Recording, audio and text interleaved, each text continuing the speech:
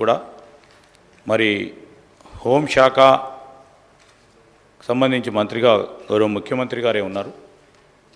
ఎప్పుడు కూడా ఎక్కడైనా శాంతి భద్రతలకు సంబంధించిన అంశం వచ్చే వరకు ఈ రాష్ట్రానికి సంబంధించిన మన ఖ్యాతిని అదేవిధంగా మనకున్న ఇమేజ్ని దెబ్బతీసే ప్రయత్నం ఎవరు చేసినా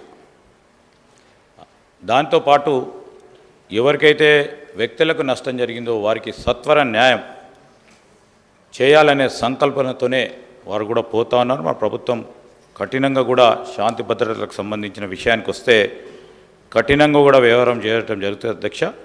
ఇప్పటికే 30 కోర్ట్స్, ఫాస్ట్ ట్రాక్ కోర్ట్స్ కానీ స్పెషల్ కోర్ట్స్ కానీ పనిచేస్తూ ఉన్నారు. ఇంకా కూడా అవసరం ఉన్న చోట సత్వర న్యాయం గురించి ఎక్కడ కూడా వెనుకపోకుండా ముందుకు తీసుకెళ్లే ప్రయత్నం చేయడం జరుగుతుంది అధ్యక్ష. అదేవిధంగా కొత్త చట్టాలకు సంబంధించి కేంద్రం ప్రవేశపెట్టిన కొత్త చట్టాలకు సంబంధించి ఈరోజు పూర్తి స్థాయిలో మేము ఆలోచన చేస్తూ ఉన్నాం, అనాలిసిస్ చేస్తూ ఉన్నాం.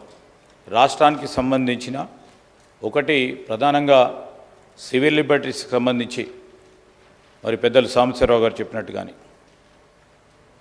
మరి భావ స్వేచ్ఛ గురించి కానీ అనేక అంశాల్లో ఒక పరిధి వరకు పరిమితంగా ఉండాలి. కానీ దాన్ని ఆ చట్టాలను ఉపయోగించుకొని కేంద్ర ప్రభుత్వం ప్రవేశపెట్టిన చట్టాలు ఎంతవరకు మన రాష్ట్రానికి సంబంధించిన ప్రజలకు సంబంధించిన ఆలోచనకు విరుద్ధంగా ఉందో తప్పకుండా ఆలోచన చేసి ఒక నిర్ణయానికి రావాలని మరి న్యాయశాఖకు సంబంధించి ఈరోజు వారు ఎగ్జామిన్ చేస్తూ ఉన్నారు అధ్యక్ష.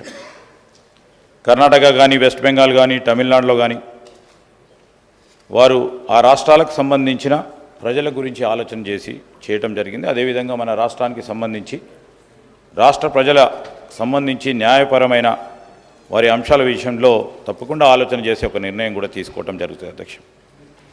వారు చెప్పారు సైబర్ క్రైమ్స్ గురించి.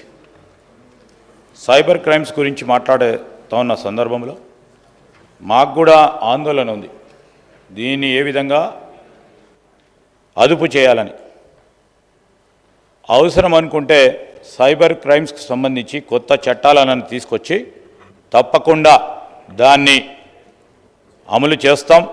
సైబర్ క్రైమ్స్కి సంబంధించి మోసపోతూ ఉన్న మరి అమాయకులైన అనేక మంది మన ప్రజలకు సంబంధించిన వారికి న్యాయం చేసే విధంగా కొత్త చట్టాలను కూడా తీసుకురావడానికి వెనకాడబోం అధ్యక్ష. అదేవిధంగా ఈరోజు